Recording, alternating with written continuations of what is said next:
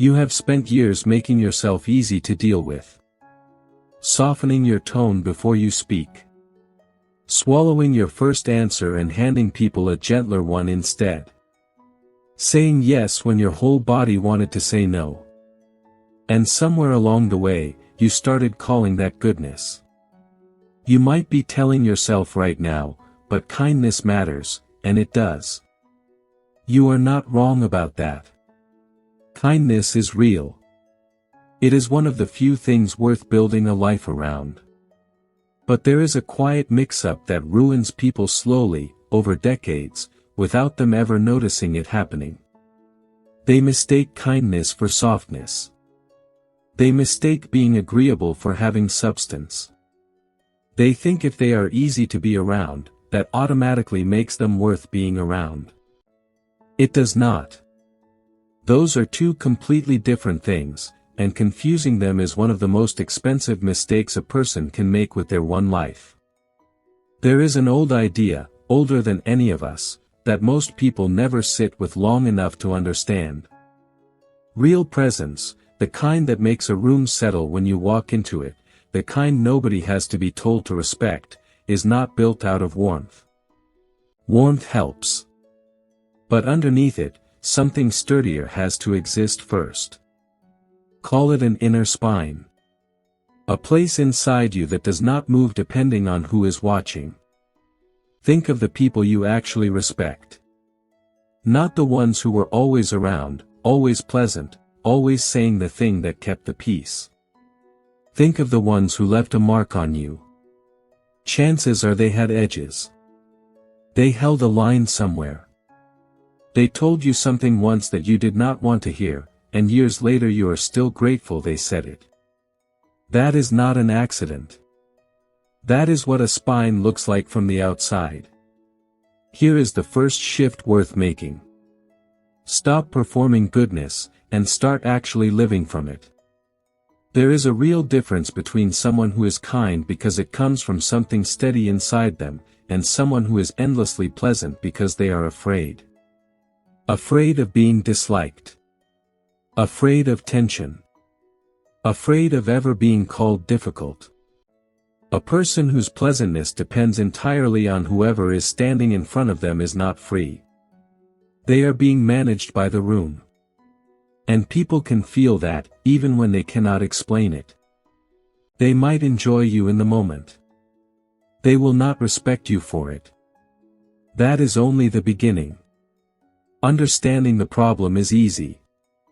Understanding what to build instead is harder. This is not a case for coldness.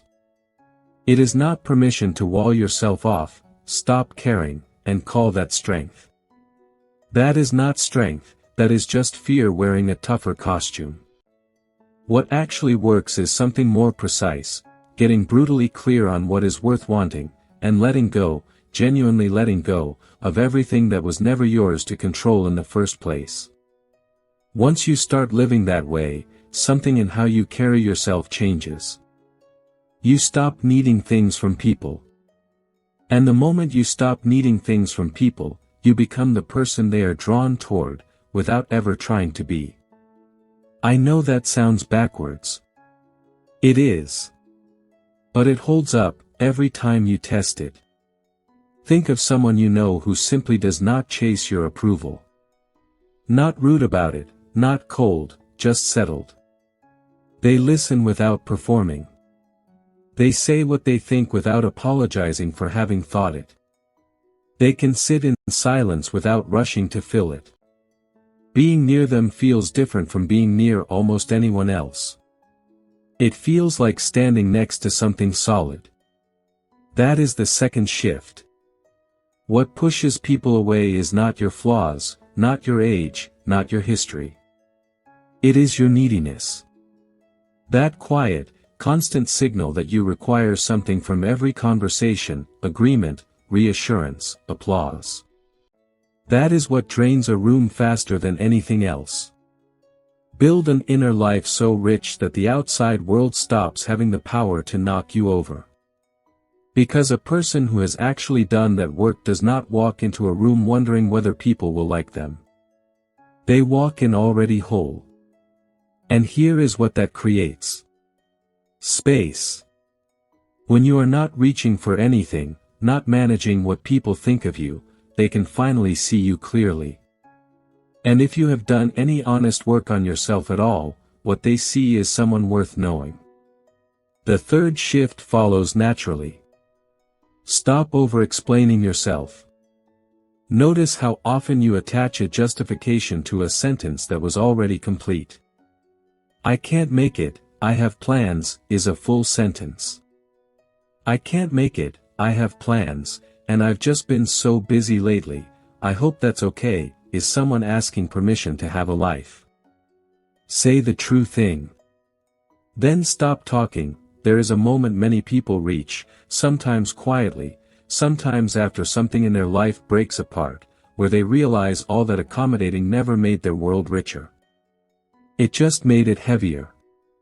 Crowded with the wrong obligations, the wrong relationships, wrong versions of themselves worn for different rooms. And the realization rarely arrives as anger. It arrives as exhaustion. The quiet kind that says, I have been working incredibly hard to be someone I was never supposed to be. Good. That exhaustion is information. Do not numb it. Do not distract yourself away from it. Sit with it long enough to actually hear what it is telling you. It is telling you that you have been living outward for too long, measuring yourself by what other people reflect back at you. And that is an exhausting way to exist, because the reflection never holds still. People are inconsistent. Circumstances shift. Approval was never a stable place to build a life on. The fourth shift, split your life into two columns.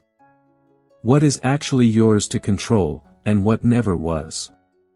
Your values, your choices, how you respond to what happens to you, that column is yours. Other people's opinions, their reactions, whether they approve of the life you are building, that belongs in the other column, and you are not allowed in there. It sounds simple. It is not. Most people spend a majority of their energy in the second column, replaying conversations, adjusting themselves based on signals from people who are barely paying attention, building their sense of self on ground that someone else owns and can move whenever they like. The moment you genuinely pull your energy back into your own column, something in your presence shifts. You get less reactive. More deliberate. And there is a weight to that people notice, even if they can't name what changed. The fifth shift is about boundaries, but not the way that word usually gets used. A boundary is not a wall you build to protect something fragile inside you. It is an expression of what you actually value. You do not decline something because you need protecting. You decline it because it does not match who you are. That is a completely different energy. One comes from fear. The other comes from clarity. And a person who says no from clarity is not difficult, they are trustworthy. You always know exactly where you stand with them. In a world where most people say yes while meaning no, that kind of honesty is rare enough to be magnetic. The sixth shift, discomfort is not a signal to retreat. Every so often, put yourself somewhere harder than you need to be. Skip a comfort you have grown used to. Not as punishment, as practice. A reminder that you can handle more than your habits have convinced you. Because someone who has tested themselves against real difficulty, and knows they did not fall apart, carries that knowledge quietly into everything else they do. We're near the end now, but the last few shifts might matter the most, because they are the ones most people avoid. The seventh, learn the difference between having nothing to say, and choosing not to say it. Most people are uncomfortable with silence, their own and everyone else's, so they fill it.